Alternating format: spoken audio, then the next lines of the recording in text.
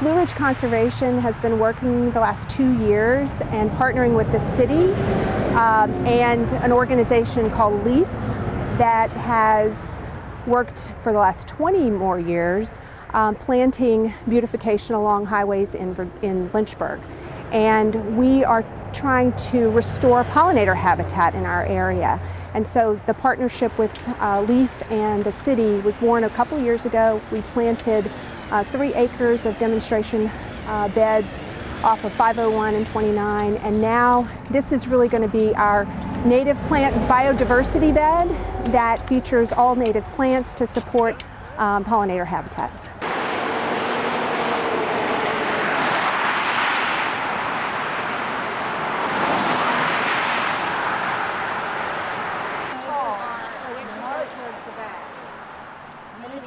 We can do that right back here.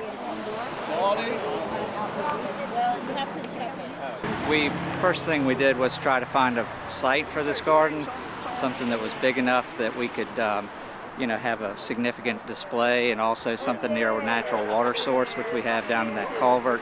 There's some springs down there, and so really just trying to find a spot that was visible to the motorists so that we could kind of get the message out about what we're doing here. It adds a lot to this interchange.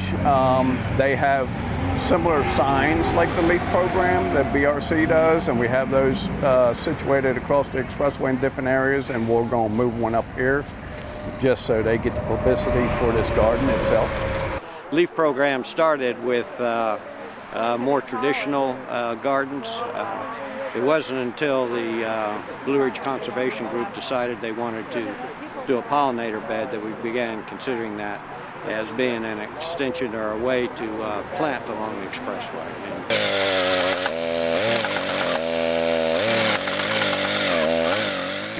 We're putting in native plants, trees, shrubs, and perennial plants, trying to get a bloom season that lasts from early spring till late fall.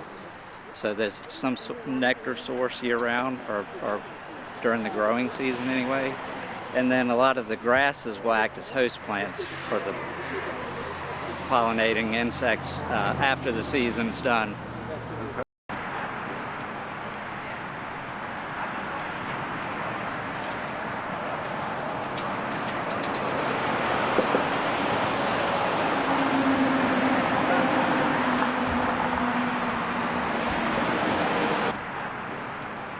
The concern also, not only about the loss of natives, is that without pollination, we run the risk of food shortages even for people and rising costs, because actually native pollinators are much more efficient pollinators than, for instance, the honeybee. Native bees are actually more efficient at their work, and so what we want to do is support pollinators for rising farmers, and want to make sure that they can provide the food for people across the world. But this is more your permanent pollinator garden with close to 1,200 perennials that came from Urban King Springs Farm, and the city has we're taking care of all the woody type plants, the amelanchier, the service berries,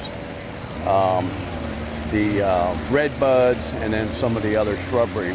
We're handling all that. We're very excited about how receptive Lynchburg City has been and how supportive the organization of LEAF. Irvington Springs Park has been supportive, and actually I just heard today that Pinkerton Chevrolet will be one of our sponsors. So we have been overwhelmed by the public-private partnership that we've been able to achieve. That is a good partnership between the BRC and Public Works.